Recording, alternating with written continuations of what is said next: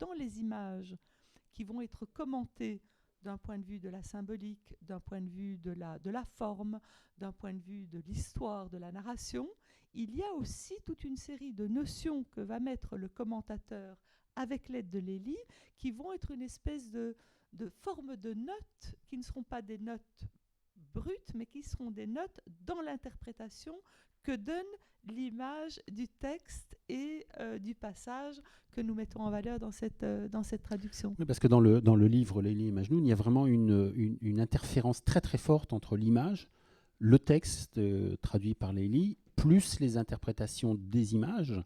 C'est hallucinant, c'est d'une richesse incroyable. On reste sur une seule page pendant plus de temps que la simple lecture. Oui, parce que l'image est là aussi, les images. Oui, parce que les plusieurs. miniatures ont tout un sens. Toutes ces miniatures ont été faites pour des manuscrits royaux et pour illustrer les grands textes de la littérature persane. Mais on rentre, et ça Lélie vous l'expliquera bien mieux que moi, on rentre dans des lectures multiples avec des similitudes dans la symbolique et dans la spiritualité qui ont été magnifiquement mises en valeur par Patrick Rindenberg avec Lélie Anvar pour donner à ses commentaires un éclairage à la fois sur l'image et à la fois sur le texte. Et cela donne effectivement la possibilité de rentrer dans un monde qui ne nous est pas forcément familier, qui est le monde de la miniature persane et de la miniature moghole en l'occurrence. On est loin de ce monde-là. On est loin. Oui, parce on accompagne le lecteur et le mieux possible. C'est vraiment une interprétation. Tout ce travail de... Je vais prendre mon micro pour être... tout ce travail de recherche iconographique, ça prend un temps fou. Ça prend plusieurs années. Combien de temps pour ce livre-là ? Alors celui-là, nous avons été un peu plus vite que pour le Cantique des oiseaux parce que nous avions déjà tellement travaillé sur les miniatures persanes et indiennes en l'occurrence, et que nous avions déjà pas mal de références et de connexions et d'idées et d'accès à toute une série de manuscrits dans des bibliothèques privées ou dans des bibliothèques difficiles d'accès. Donc on avait déjà une grande partie du travail qui était fait, mais après il a fallu aller beaucoup plus loin pour trouver véritablement les miniatures qui étaient en illustration directe ou suggérée, mais dans une rigueur de sens pour accompagner la magnifique histoire d'amour de Lélie Majnoun que les Indiens ont beaucoup aimé. D'ailleurs, la couverture sur le premier plat, qui est ce Majnoun, c'est l'autre, voilà, qui est ce Majnoun très contemplatif, maigre comme tout, parce qu'il vit dans son désert et qu'il regarde les étoiles et qu'il imagine sa Lélie totalement idéalisée, est une miniature indienne. Oui, je prends le micro pour parler. On voit, Lélie, elle est juste là. La Lélie, elle est là derrière. Voilà. Voilà, et puis pour les traductions, donc pour revenir sur Gilgamesh, et puis bon, nous avons pris la traduction d'Abed Azrié, qui en fait est une traduction de 2 auteurs arabes, mais qui donne un texte très continu et remarquablement musical, parce qu'Abed Azrié, qui est avant tout un chanteur-compositeur, a découvert Gilgamesh quand il avait 18 ans, il en a fait son œuvre de vie, et cette traduction qui est totalement habitée, qui est une très très très belle traduction et qui donne une histoire en continu. Et nous avons hésité, c'est là où la question de la traduction est importante et intéressante, nous avons hésité avec la traduction de Jean Bottero, qui est une traduction beaucoup plus rigoureuse, beaucoup plus scientifique, qui part de fragments, qui est fragmentaire, parce que les passages manquants, ils sont entre crochets, et puis qui parfois donnent la lecture de différentes tablettes sur un même passage. Donc vous avez une lecture extrêmement intéressante, mais vous avez des trous, et puis vous avez parfois 3 ou 4 textes différents pour raconter un même passage ou un même chapitre. Et pour nous, l'idée, c'est d'entraîner notre lecteur dans un monde, dans une vie, qu'il lâche son raisonnement, qu'il se laisse porter par le cœur et par les yeux, et qu'il rentre dans la beauté du poème, et qu'il rentre dans la beauté des images, et qu'il soit comblé comme ça. Après, si il reste sur sa faim parce qu'il veut aller plus loin dans la lecture de Gilgamesh, je l'inviterai à aller lire le texte de Bottero qui est chez Gallimard, mais je pense que pour prendre une connaissance de l'œuvre et puis de tout cet art mésopotamien qui est d'une beauté et d'une richesse incroyable, il faut passer par là. Et alors on est allé encore plus loin, c'est que je voulais aller en Irak absolument parce que j'estimais qu'il fallait que je foule le sol où Gilgamesh, qui a été le roi de Uruk, dans le sud de la Mésopotamie, il fallait que je foule le même sol. Et je voulais aussi aller au musée de Bagdad parce qu'on a travaillé avec les 3 grands musées européens qui sont depuis le 19e siècle proches de la Mésopotamie, qui sont le British Museum, le Louvre et le musée Pergame à Berlin. Donc on a travaillé essentiellement avec ces musées-là. Et l'Irak était un pays totalement inaccessible. Et puis j'ai trouvé une brèche par l'ambassade de France qui était prête à nous inviter. Et puis l'ambassade de France voulait qu'on prenne des voitures avec des escortes qui nous coûtaient 3 500 € par jour. Donc le projet était oublié pour aller dans le sud de l'Irak. Et c'est là où l'AFP, qui avait sorti un article sur les fouilles archéologiques qui avaient reprises sur le site de Larsa dans le sud, dit, mais si eux peuvent y aller, pourquoi pas moi? Et on est passé par l'AFP qui nous a aidé à ouvrir pas mal de portes, qui nous a organisé notre voyage. Et puis on a obtenu du ministère de la Culture irakienne tous les laissez-passer nécessaires. On est allé au musée de Bagdad qu'on croyait dévasté, pauvre, ruiné. C'est un musée d'une richesse absolument fabuleuse. Et malgré les pillages qui ont eu lieu essentiellement en 2003 et encore avant, ils ont pu récupérer pas mal d'œuvres, dont le fameux vase d'Uruk qui avait déjà été trouvé, cassé, qui a été retrouvé, recassé et qui trône majestueusement, une œuvre d'art qui a plus de 5000 ans. Nous l'avons vu et nous avons pu prendre toutes les photos que nous voulions dans le musée de Bagdad qui était fermé au public. Et prendre les photos, ça veut dire avoir les autorisations de sortir les objets des vitrines, de les mettre dans un espèce de studio improvisé par le photographe, qui là-dessus règle ses éclairages, ses angles de vue, etc. Chaque photo, c'est 2 heures de travail. Et après, nous sommes partis dans le sud de l'Irak et nous avons vu tous ces sites fermés au public où le photographe a pu prendre des photos évidemment incroyables et sans personne pour gâcher la pellicule. Et donc, dans le livre, nous l'ouvrons avec les images de la Mésopotamie, Babylone, Borsippa, Nippur, Uruk, pour vraiment entraîner le lecteur dans un univers qu'il ne connaît pas, qu'il ne soupçonne pas. Puis nous avons tout le récit de Gilgamesh avec les photos des sculptures, objets, sauts-cylindres, etc. Et nous refermons le livre avec les photos des marais du sud mésopotamien où les gens vivent comme il y a 5000 ans dans des huttes de roseaux construites sur la rivière en empilant des roseaux jusqu'à arriver au-dessus du niveau de l'eau, et ils vivent là avec leur famille, leur bétail. Et la seule modification, je pense, par rapport à il y a 5000 ans, c'est qu'il y a du plastique et qu'ils ont des moteurs sur leur barque pour aller faire leurs échanges en ville.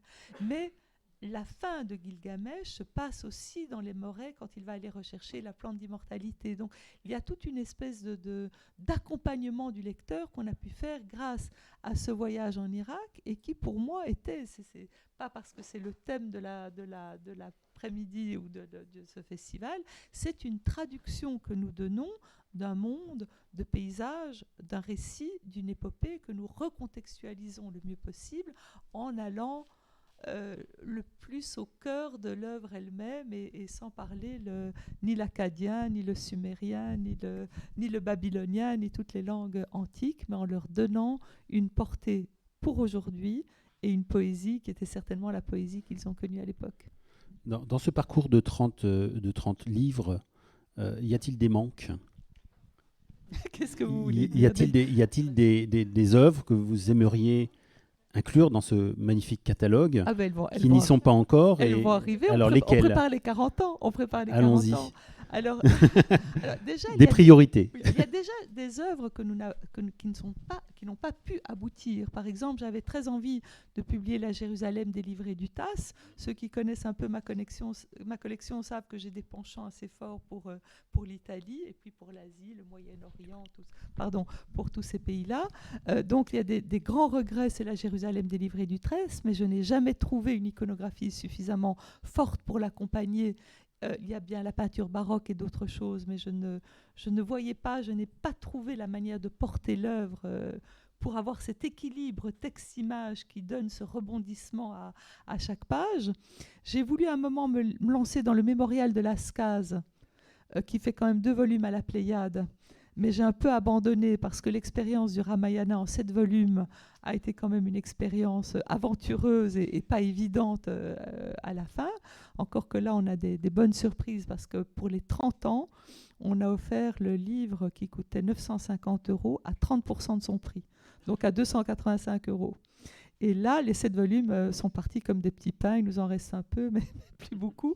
Donc, ça a été finalement un succès. Mais le mémorial de Lascaz, on a commencé les recherches et puis on a abandonné en cours de route parce que c'était trop immense. Et puis, j'avais envie de publier Le songe de Polyphile de Francesco Colonna, mais je n'ai pas trouvé non plus une iconographie qui faisait suffisamment sens. Donc, ce sont des projets abandonnés. Maintenant, dans les projets à venir, on prépare l'année prochaine, je peux le dire, on est très avancé, la poésie d'Emily Dickinson. Donc, on part aux États-Unis.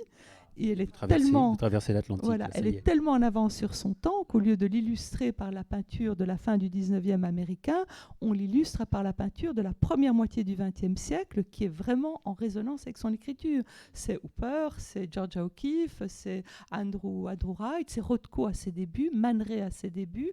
On découvre des œuvres fabuleuses et qui sont vraiment dans cette résonance, dans cette spiritualité, dans cette approche de la mort, dans la vie que projette Emily Dickinson dans ses poèmes.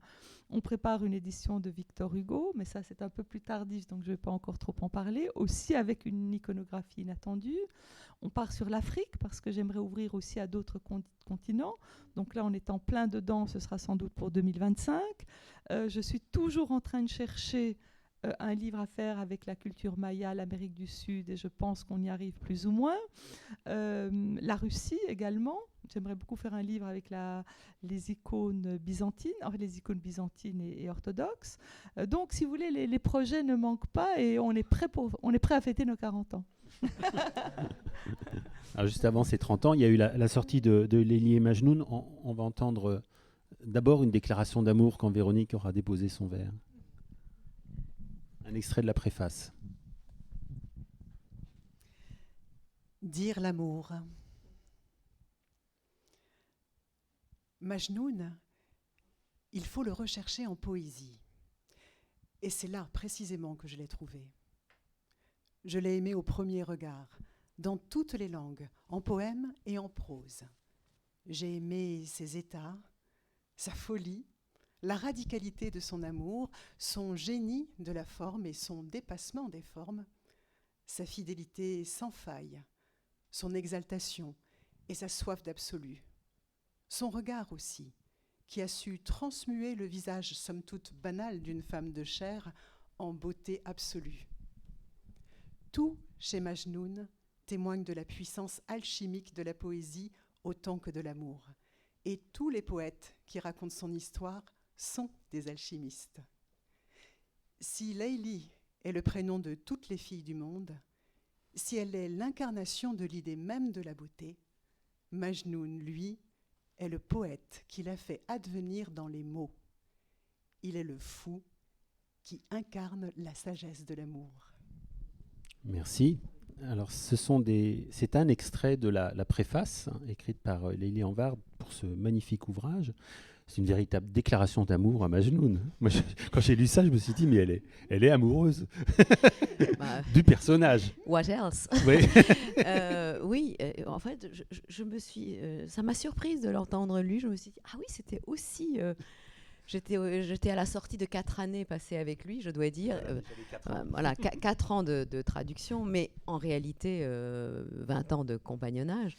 Et c'est vrai que Majnoun m'a montré beaucoup de chemin, en fait. C'est une déclaration d'amour, en fait, à la figure du poète, qui en poésie persane est nécessairement aussi, disons, la figure de l'amant par excellence. Et ce qui est très étrange, c'est que même quand les femmes disent de la poésie en persan, très souvent, elles deviennent Majnoun et leur bien-aimé s'appelle Layli. Ça n'a rien à voir avec les questions de genre, hein, pas du tout. C'est parce que Majnoun, c'est celui qui accepte cette dépossession de soi au nom de quelque chose, de l'autre, en fait. Et j'ai beaucoup aimé cela, à la fois littérairement, mais aussi intimement. C'est-à-dire, je pense que Majnoun est quelqu'un qui montre la voie. Et je pense que la littérature, si elle ne nous transforme pas, si elle ne nous montre pas le chemin, alors il vaut mieux aller faire autre chose. Ce serait mieux. Voilà.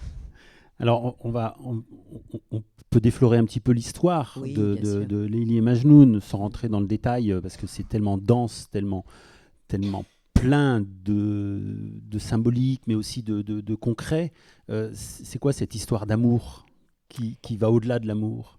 En fait, c'est une histoire d'amour qui commence comme toutes les histoires d'amour. Donc, un jeune homme qui est à la recherche, qui est bien sous tout rapport, hein, il est de bonne famille, il a tout ce qu'il faut, et il a en plus ça se passe en Arabie, au 1er siècle après l'islam, donc au 7e, 8e siècle de notre ère. Et donc, c'est un garçon qui est bien sous tout rapport et dont la tradition nous dit qu'il a une qualité majeure dans le monde arabe, c'est-à-dire qu'il est poète. Et ça fait de lui déjà un être à part. Et il recherche l'amour. Donc, vraiment, il a tout. Et un jour, il est à la recherche de l'amour, alors il rencontre plein de filles, tombe amoureux de plein de jeunes filles, dont il célèbre la beauté dans ses poèmes, mais bon, jusque-là, rien que de très banal. Jusqu'au moment où il rencontre, alors les circonstances de cette rencontre sont racontées différemment, mais ça n'a pas d'importance. Ce qui est important, c'est que c'est une rencontre, une femme parmi les femmes qui s'appelle Leïla dans la tradition arabe, elle deviendra Leïli dans la tradition persane, et cette Leïla, dont le nom d'ailleurs contient le mot de la nuit, va soudain lui faire comprendre que ce qu'il cherchait, jusque-là, ce n'était pas ce qu'il avait déjà trouvé, mais que ce qu'il cherchait, c'est quelque chose qui va bien au-delà de la rencontre amoureuse et qui est aussi une rencontre poétique. Et en fait, Leïla, c'est la femme poème, c'est une incarnation de ce qu'est et de ce que peut la poésie. Et c'est pourquoi elle va devenir pour Majnoun ce qu'elle devient.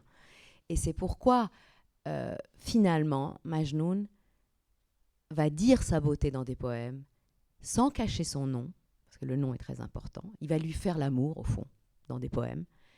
Et par là, il va la perdre dans ce monde de chair. Il ne pourra plus jamais. Il va se condamner à ne pas pouvoir l'épouser parce que c'est considéré comme un crime d'honneur. Oui, c'est ce que dit le père de Leïla, voilà. En disant il a déshonoré mon nom. Exactement. En criant le nom de ma fille. Voilà, en le criant par tous les vents, enfin aux quatre vents, sans cacher son nom. Il aurait pu, comme c'était la tradition, parler de tous les attributs de sa beauté, parce que je signale quand même que dans ce 1er siècle de l'islam, ils se rencontrent dans la nuit, elle est parfaitement découverte, et découverte, quand je dis découverte, jusqu'au point qu'il peut décrire ses seins, donc bien découverte. Peut-être qu'on va évoquer cela tout à l'heure, en évoquant l'actualité. Mais voilà, donc il peut la rencontrer, il peut la voir, il peut lui conter fleurette, il peut même parler d'elle dans ses poèmes, mais il ne faut pas qu'il dise son nom, parce que c'est comme s'il l'a dévoilée finalement aux yeux de tous, alors que l'amant a le droit de la voir, même non marié, mais tout le monde n'a pas le droit de voir ça.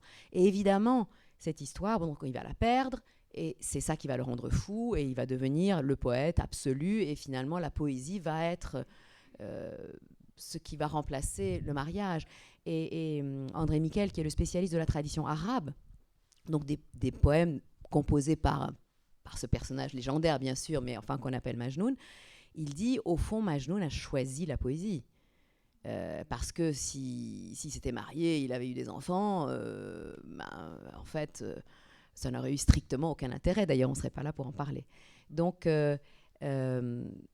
l'amour véritable fait choisir la poésie. Il y a une vérité dans la poésie, dans le verbe, dans l'expérience intérieure, qui dépasse infiniment l'expérience de chair.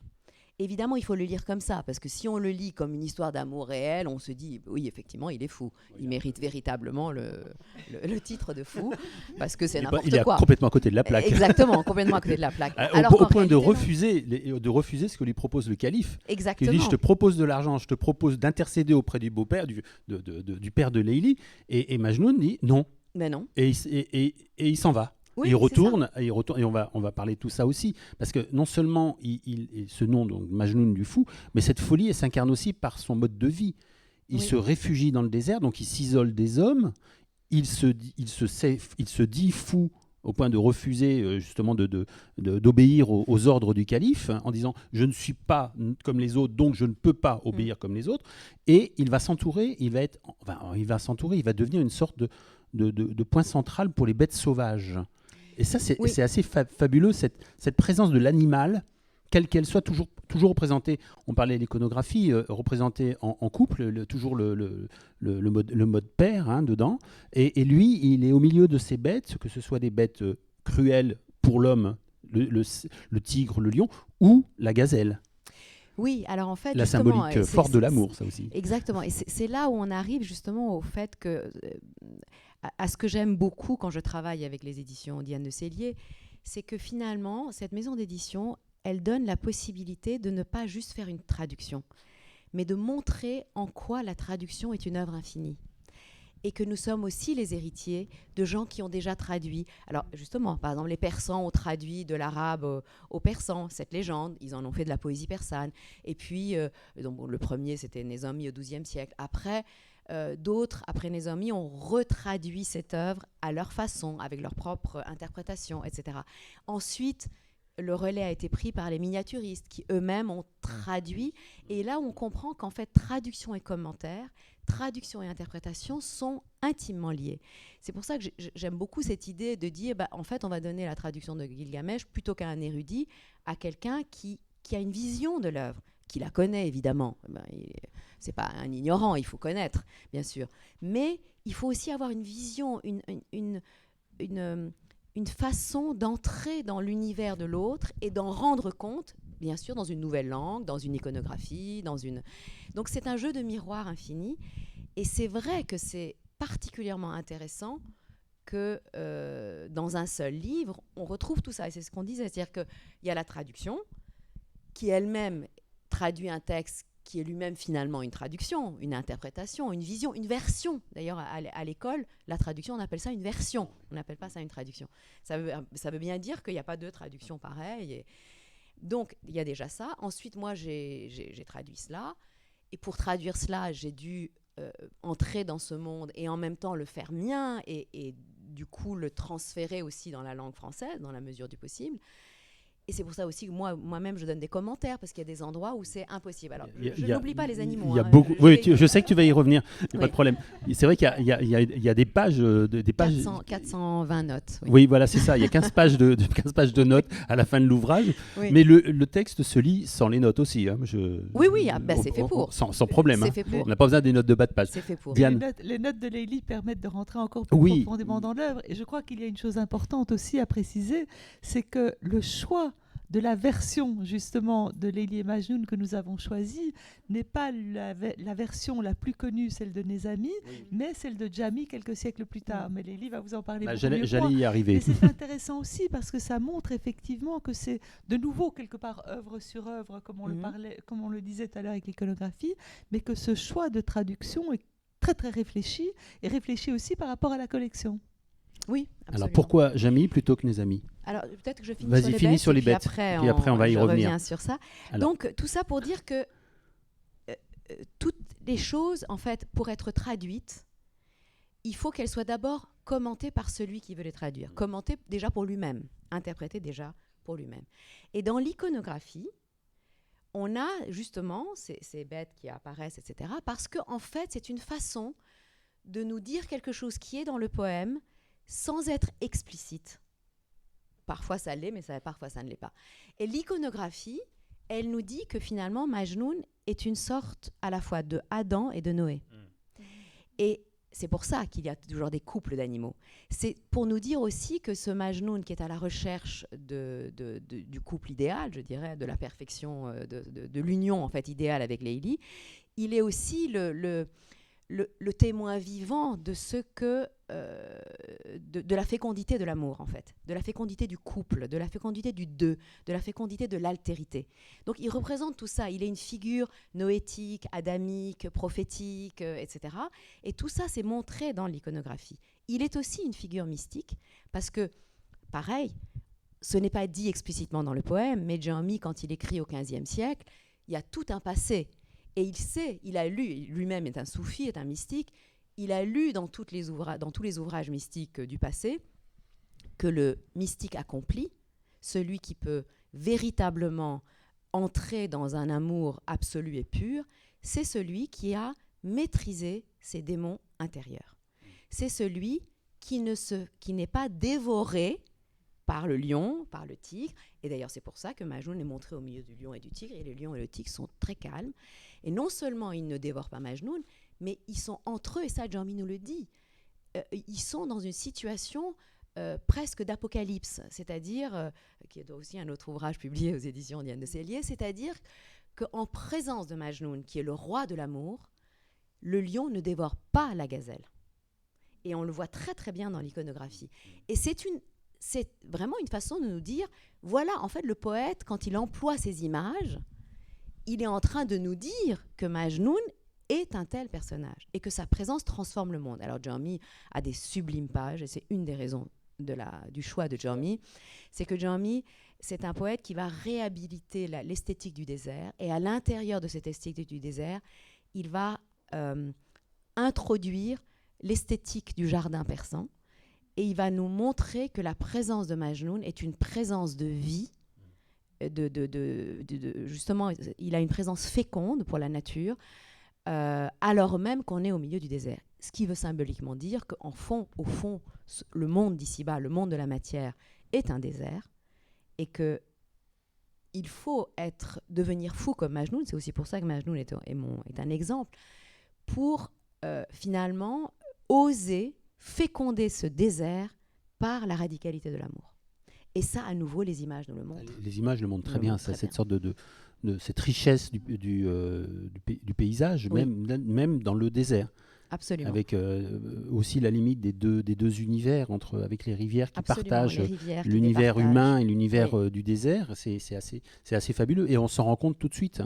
Même la lecture, le texte lui-même rend compte de cela, de cette richesse-là. Et ça, c'est le génie de Jaume. C'est-à-dire que vraiment, Nézomi est un très, très grand poète, d'une certaine façon, du point de vue du persan, est un meilleur poète que Jaume. Mais de mon point de vue, Jaume est pour la version, en tout cas, du Layli au Majnoun, est infiniment plus intéressant à traduire, parce que justement, il a une puissance de création d'images, une puissance de transformation de tous les éléments du récit et des images en signification mystique, qui est proprement inouïe. Et je ne pensais pas moi-même, avant de commencer à traduire, que c'était à ce point. Je le savais, je le sentais, on avait discuté avec Diane, Nézomi, Jaume, etc. Et finalement, j'ai opté pour Jaume parce qu'en plus, je me suis dit, quand on traduit Jaume, d'une certaine façon, on traduit aussi Nézomi, puisque Jaume lui-même dit, je m'appuie sur Nézomi. Et je vais essayer d'aller encore plus loin dans l'interprétation. Avec des chapitres qu'il n'a pas mis, exemple la guerre. Exactement. Et c'est pour ça que nous, on a mis l'iconographie nézamienne. Voilà, l'iconographie qui évoque la guerre provoquée par comment s'appelle-t-il ? Naufel, qui fait la guerre au père de Layli pour essayer de le convaincre de donner Layli à Majnoun, d'autoriser ce pain. Et finalement, cette guerre, elle a lieu, mais elle mène à rien. Exactement. Et donc, à la limite, elle est inutile chez Jaume. Et je pense que c'est ça. Je pense que Jaume a jugé que c'était inutile. Alors, l'autre avantage, c'est que, en fait, je pense que Jaume, justement, est un poète mystique.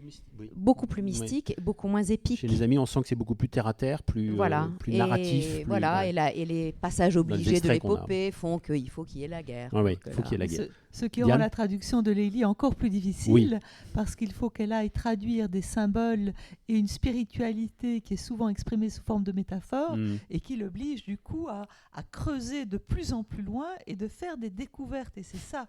Et c'est pour ça que j'ai tellement insisté pour les notes, parce que quand Layli me racontait les découvertes qu'elle faisait au niveau de la spiritualité dans sa traduction, dans les métaphores et dans tout cela, et qu'elle creusait à chaque fois un peu plus loin, je trouvais que c'était du pain béni qu'on ne pouvait pas laisser simplement dans la partie travail de Layli, mais qu'il fallait qu'on puisse le partager avec le lecteur, parce que ça permet une lecture encore plus poussée pour ceux qui le désirent. Véronique, un extrait comme ça, pour le plaisir. Un extrait, comment l'évocation de Layli échauffe l'âme de Majnoun, qui se dirige vers elle comme une proie agitée s'élance vers le piège tendu par le chasseur. C'est l'entête. C'est l'entête. Les titres qui sont de Jaume lui-même. Oui, voilà. C'est alors que soudain, il entendit tinter des clochettes de pied, des bracelets, des bijoux. Cette musique transforma son état. apparut à sa vue un cyprès élancé, une beauté gracieuse à l'allure de perdrix, revêtue de soie pure. Elle avait un visage que l'on ne peut décrire et sans fard, des joues roses comme pétales de rose. Ses sourcils d'ambre noire formaient 2 arcs parfaits. Ses cils perçaient les cœurs de flèches musquées et ses yeux de gazelle étaient 2 grands miroirs pour la contemplation. Ses lèvres de rubis n'avaient cependant pas la dureté des pierres. Elles avaient emprunté au joyau sa couleur et au vin sa douceur. Elle avait une bouche délicate et suave, abeille butinant dans une roseraie, se posant avec grâce sur le calice des fleurs pour en boire le suc. Et quand elle entr'ouvrait le coffret de sa bouche en dévoilant alors des perles à l'orient pur, on eût dit le sourire du bouton de la rose s'ouvrant à la rosée quand se lève l'aurore. Son menton d'argent pur avait un tel éclat qu'il volait la raison au plus sage des hommes. Et puis, sur son visage, ce grain de beauté noire qui embaumait le musc et venait souligner ses charmes déployés. Et puis, ce cou d'argent, gardien de ses colliers, qui semblait fait lui-même dans un métal précieux. Et puis, ses seins, parfaits, fermes comme des pommes, qui auraient pu tenir juste dans le creux d'une main. Et aussi, ses cheveux dont chaque mèche formait un lasso retenant un cœur à son service. C'est ainsi que Lélie parut aux yeux de Kéïs. Et c'est ainsi qu'il perdit son cœur en cet amour. Et ce n'est que le début. Comment Et vous voyez comment Jaume lui-même, finalement, il devient comme une sorte de Majnoun parce que on voit qu'en fait, qu'il y a une jouissance incroyable à dire la beauté. C'est pas seulement de la voir, mais la dire et trouver l'image et le bouton de rose et l'abeille. En plus, ça part aussi d'une observation aussi de la nature. Et on voit on sent, quand on le lit, quelle jouissance il a eu à le dire. Alors, je dois signaler en plus que Jaume a été lui-même très amoureux de sa femme. Et on entend, en fait, sauf qu'il a eu la prudence de jamais donner son nom. Donc, on ne sait pas comment elle s'appelait. Mais on voit qu'il sait ce que c'est que la beauté. On voit... vous voyez, ce détail, par exemple, ça, c'est quelque chose de nouveau chez Jaume. De dire que les seins sont comme des pommes, c'est classique, c'est un cliché. Mais dire qu'il tenait dans le creux d'une main, on voit tout de suite où allaient ses goûts. Enfin, on voit qu'il l'a fait, quoi. Oui, il s'est marié très tard. Oui. Il avait presque 50 ans, oui. Comment on entre dans un tel texte riche, Diane le disait, de symboles, mais aussi de jeux de mots, parce qu'il y a un gros travail sur la langue. Comment on arrive à transcrire tout cela dans la langue française, qui est très certainement beaucoup moins riche que la langue persane? Oui, alors ça, c'est vraiment le défi très con. Il y a 2 défis. L'un, c'est la musique du vers persan, qui est quand même très particulier. Enfin, c'est vraiment une musique qui est très belle, parce qu'elle vient, je dirais, sublimer la musique naturelle de la langue. La langue est déjà extrêmement belle du point de vue musical, mais alors en plus, quand elle entre en poésie, c'est quelque chose de vraiment de très, très particulier. Donc, il y avait ce défi-là, dont je parlerai peut-être tout à l'heure. Et l'autre défi, c'est effectivement alors, de rendre les images et tout ce que, à la fois, tout ce à quoi font écho les images. C'est-à-dire, quand vous dites à un persan musc, waouh, c'est plusieurs siècles de musc, de beauté musquée, de chevelure déployée, de boucles, d'encre dans lesquelles on mettait du musc. Enfin, c'est toute la poésie de Hafez et de Rudaki. Enfin, c'est 1000 ans de poésie, finalement, qui d'un coup l'enivrent un persan. Alors, comment faire ça en français ? C'est pas évident. C'est pour ça que c'est quand même pas mal de lire les notes, parce qu'il y a une grosse note sur musc. Et l'idée, c'est je les ai lues, mais après. C'est de dire au lecteur français, bah voilà, quand il dit, et ce grain de beauté qui embaumait le musc, c'est-à-dire que et qu'elle a des yeux de gazelle, c'est lié parce qu'en fait, c'était réputamment le musc venait d'une gazelle qui était dans les montagnes chinoises, etc. De même que la beauté d'ailleurs est un peu chinoise parce qu'elle a les yeux bridés et tout ça. Donc effectivement, il y a toutes ces images qu'il faut mettre ensemble et il faut que ça fasse sens en français. Alors les images, je trouve que chez Jeremy, elles ont une vitalité qui n'est pas si difficile que ça à traduire, comme vous l'avez entendu. En fait, il y a une telle, je dirais, il est tellement en prise avec la réalité des images, c'est-à-dire qu'il n'utilise pas les clichés pour les clichés, il se les réapproprie dans une expérience. On voit qu'il sait ce que c'est que le musc, qu'il a contemplé les roses, voilà, qu'il a touché le corps d'une femme, etc. Bon, on le voit, donc c'est très vivant et d'une certaine façon, c'est très universel. C'est aussi une des raisons pour lesquelles je suis très heureuse d'avoir traduit Jeremy plutôt qu'une autre version. Alors, l'autre chose qui est extrêmement compliquée, c'est que la littérature persane, et plus particulièrement la littérature mystique, elle est sans cesse en train de jouer sur les jeux de mots. Et sur les homophonies et sur toutes les formes de la paronomase. Et c'est pas juste par jeu. C'est parce que, chez les mystiques, il y a l'idée que la langue persane contient, le verbe lui-même contient des vérités. Et que si le verbe être, par exemple, à l'impératif, que cela soit bod, est exactement homonyme de bod, qui veut dire le vent, c'est pas par hasard. C'est parce que ontologiquement, les mystiques perçoivent l'étang comme du vent. Et donc, ils vont vous utiliser ce jeu de mots, parce qu'évidemment, c'est beau en poésie, les jeux de mots. Mais ce n'est pas seulement parce que c'est beau, c'est parce qu'il y a une vérité dans la langue, il y a une vérité dans l'homophonie, il y a une vérité dans l'homographie, parce qu'il y a aussi des jeux graphiques en persan, etc. Donc, et tout ça, alors, quand je peux en rendre compte, par exemple, je mets... quand je peux faire un jeu de mots, je ne me gêne pas. Quand je sens que, voilà, parfois ça correspond à un jeu de mots qui est dans le texte, et parfois, non, je me dis, là, le français permet le jeu de mots, donc j'y vais. Embrasser, embraser, âme, etc. Bon. Âme, aime, amour, âme. L'aimance. L'aimance. Qui revient ça, souvent. je le dois à Tikraimi, je dois dire, qui a traduit ce mot de Esh par aimance. Mais oui, absolument. Donc, j'ai essayé de rendre compte du fait que la langue, un peu comme dans la poésie baroque française, vous voyez, il y a ce poème très célèbre, car l'amour est amer. Et voilà, pourquoi l'amour est amer, pourquoi il y a un jeu de sonorité, parce que finalement, il y a quelque chose, une vérité dans la langue, en fait, dans l'homophonie. Et enfin, la dernière difficulté, c'est cette question de la musique. Et là, je me suis dit, je ne vais pas faire des alexandrins parce que je n'avais pas envie. Là, je sentais que ça ne correspondait pas à la musique de Jeremy.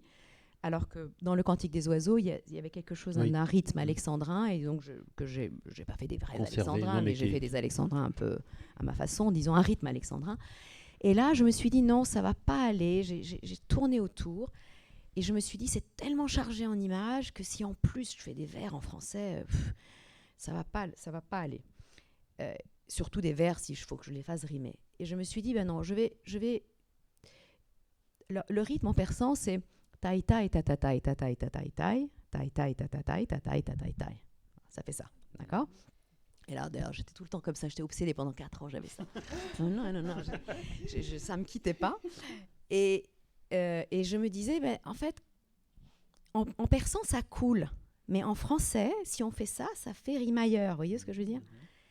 Du coup, je me suis dit non, en fait, il y a quelque chose de l'esthétique du deux qui est très persan et qui est très fort chez Jeremy.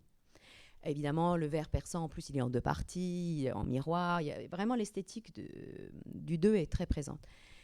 Je me suis dit en même temps, comment je vais faire avec le deux en français? Je me suis dit non, en fait, je vais faire une prose. Et à l'intérieur de la prose, chaque unité de sens correspondra à un nombre pair de syllabes. Donc j'ai pris le pair, n'en déplaise à Verlaine, qu'il me pardonne, j'ai pensé qu'il fallait prendre le pair, mais pas le pair bête et méchant, le pair subtil. Et donc c'est pour ça que j'ai fait des unités de sens, ce qui m'a permis de me libérer de la question du nombre des syllabes, tout en respectant une forme de symétrie, et tout en m'autorisant du coup des assonances, des allitérations, des rimes internes, qui ne faisaient pas gna gna gna, je fais des rimes, voyez, mais en même temps qui rendent compte quand même de cette incroyable musicalité et des assonances, des rimes riches, etc., qu'il y a dans l'œuvre de Jaume. Donc je ne sais pas si j'ai réussi, mais j'ai vraiment fait une très très grande réflexion. Ça a été vraiment le fruit d'un très très long cheminement en moi-même comme traductrice. Et c'est vrai que les 20 ans de traduction que j'avais derrière moi m'ont beaucoup aidée. Là, je me suis permis des choses que jamais je me serais permises il y a 10 ans. Diane ? Oui, je voulais dire que non seulement c'est extraordinairement réussi, mais j'aimerais rebondir sur ce que tu as dit tout à l'heure pour le Cantique des oiseaux. Quand Lélie a commencé la traduction du Cantique des oiseaux, parce qu'il n'en existait qu'une seule de Garcin Tassi, qui était du 19e siècle et finalement qui ne disposait pas de toutes les connaissances dont Lélie disposait, elle avait commencé à traduire en prose. Et puis, elle m'avait envoyé un ou deux chapitres en prose et on s'était parlé, en réalisant toutes les deux, que pour le Cantique des oiseaux, la prose ne fonctionnait absolument pas.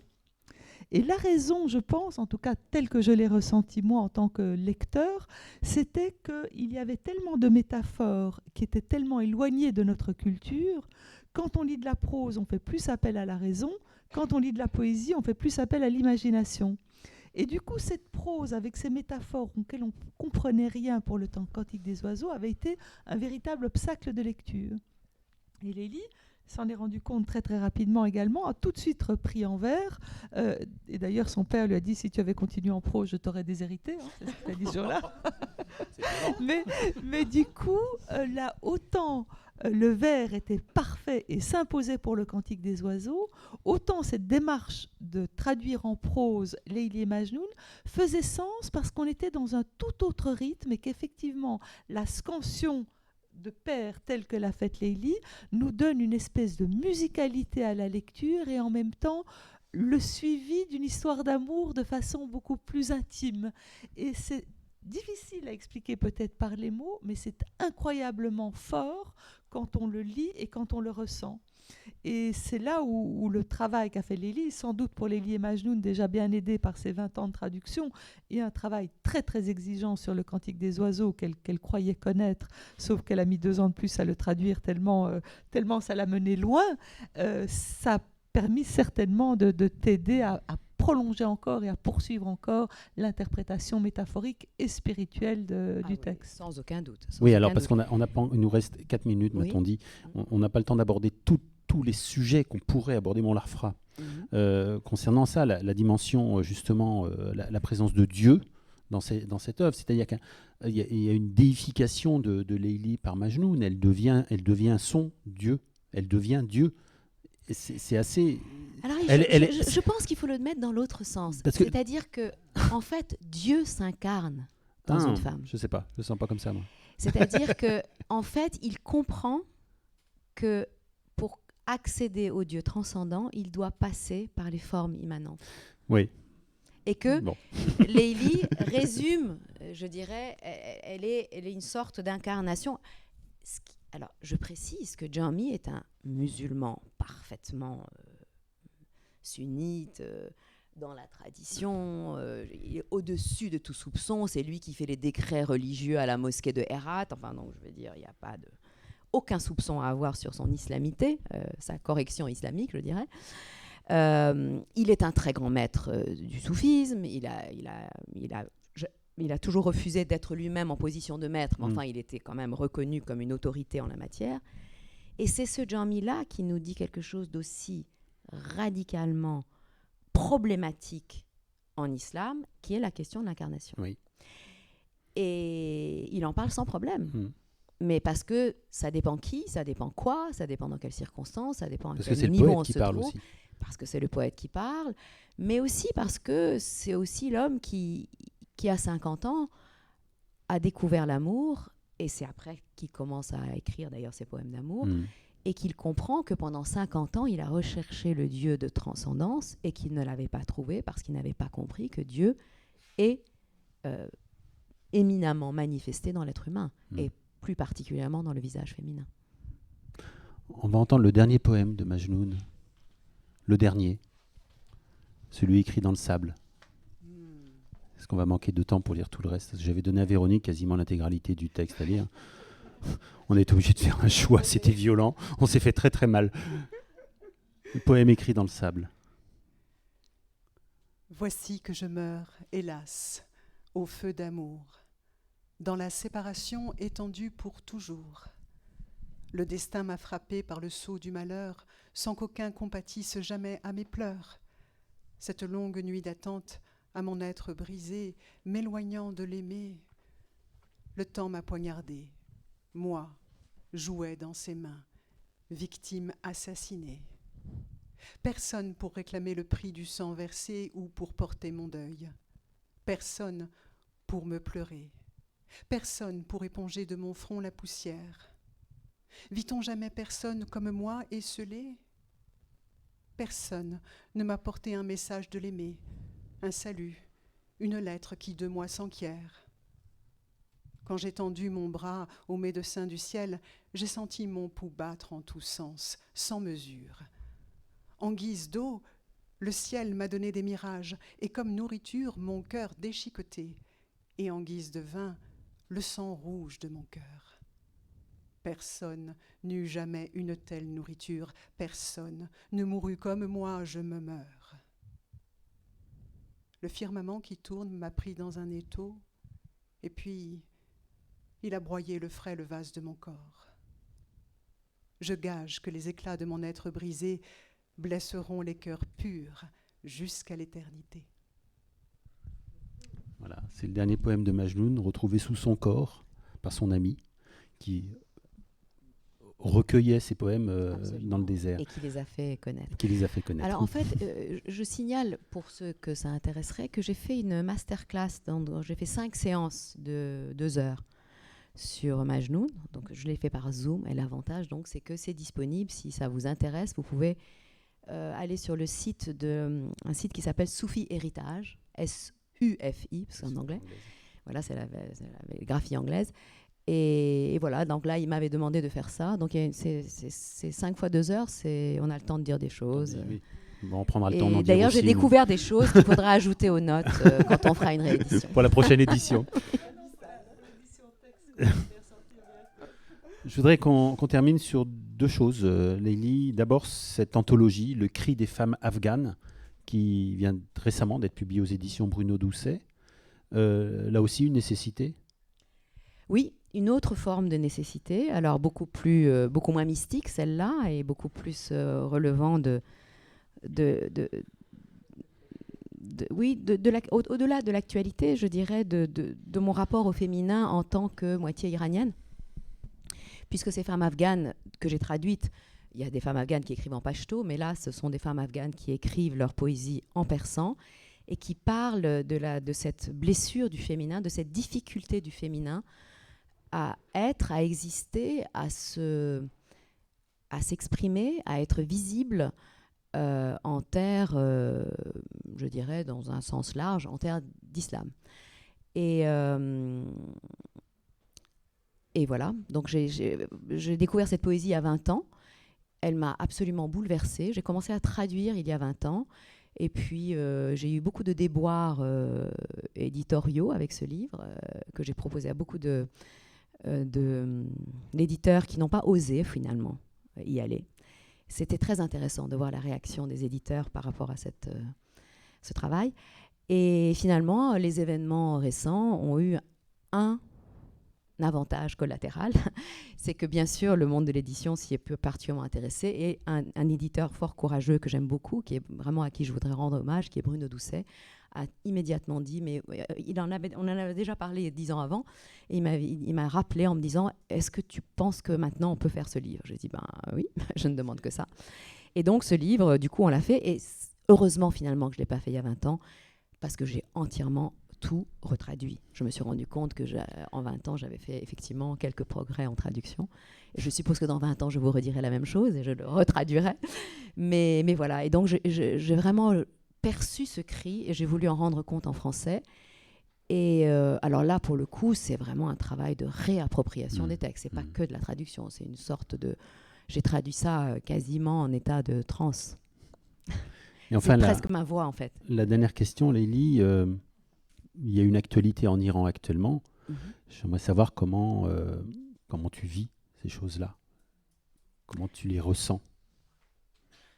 Je ne peux pas ne pas te poser la question. Oui, bien sûr. Alors, je ne peux pas non plus répondre de manière directe à cette question, et chacun pourra apprécier le pourquoi de ce silence imposé, mais je vais répondre en passant par les femmes afghanes. Je pense que quand j'ai traduit ces femmes afghanes, je savais que je traduisais aussi les femmes iraniennes. Et que ce qu'elles disent, d'abord c'est la même langue, mais c'est surtout la même situation, que des femmes iraniennes pourraient dire la même chose depuis longtemps, et elles pourraient dire encore la même chose aujourd'hui. Et d'ailleurs, je n'ai de cesse finalement de lire des poèmes. À chaque fois que je fais une intervention publique, je lis un poème tiré du cri des femmes afghanes. L'avantage, c'est qu'elles sont afghanes et que donc on pourra pas me reprocher ce qu'on pourrait me reprocher. En même temps, ça les fait, ça leur donne voix. Donc, si vous voulez, je veux bien terminer en lisant un peu.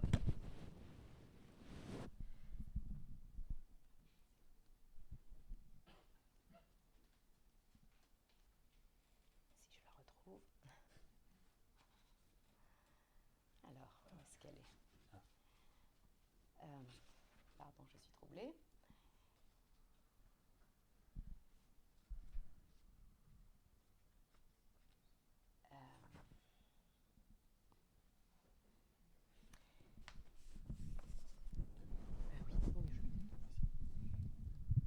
En fait, c'est un poème de Mariam Seper qui a réussi à fuir l'Afghanistan et qui est maintenant en résidence d'artiste à Rennes, parce qu'elle est aussi comédienne. Et c'est un poème pour Farkhonda, qui est une jeune femme afghane qui a été brûlée par les talibans. Donc, ils l'ont brûlée. Mais vous allez voir que Farkhonda, c'est toutes les femmes tuées parce qu'elles sont des femmes. Encore une victime sacrificielle, encore une fois, une femme. Combien faudra-t-il de victimes pour éveiller les consciences ? Même l'histoire ne peut dénombrer tous ces sacrifices. N'est-ce pas suffisant ? Le moment n'est-il pas venu pour une révolution ? Hélas, Farkhonda, ce feu dont tu t'es consumé m'a réduite en cendres. Ô toi qui, comme des milliers d'autres femmes, a été piétiné au nom de la religion. Honte à ces hommes dont l'honneur prend envol en tuant une femme, la brûlant vive, et dont les croyances se reflètent dans cette terreur sans nom. Et soyez maudits, vous, restés immobiles, à regarder sans rien faire le spectacle de cette tragédie. Imbéciles, qui, au nom de la défense du livre de Dieu, trahissaient la parole de Dieu, qui, comme des prédateurs, fondent toute griffe dehors sur une femme sans défense, humanoïde vide, vil, aux pensées noires, prisonnier de ses propres maudites ténèbres, né au cœur des ténèbres, pour y mourir. Aveugle, qui se croit flambeau sur le chemin, il vit au fin fond de la terreur et dans la fange de l'ignorance, avec le sceau de son prétendu honneur sur le front. Comme une araignée, il tisse sa propre toile. Il fait de la religion un moyen pour arriver à ses fins. Il commet lui-même les crimes, s'érige en juge lui-même. Et il appelle cela la justice. Bien qu'aveugle et misérable, il siège sur le trône de la justice souveraine. Au nom du Dieu souverain, il tue, il brûle. Comme un ver rampant, il mourra dans le cocon putride de son fanatisme. Les vers se nourrissent de la destruction des fruits du jardin. L'arbre pourrit de l'intérieur et lentement, lentement, tout le jardin. Nous sommes en train de perdre le jardin et le jardinier dort. Personne n'entend donc le hurlement du jardin. Merci.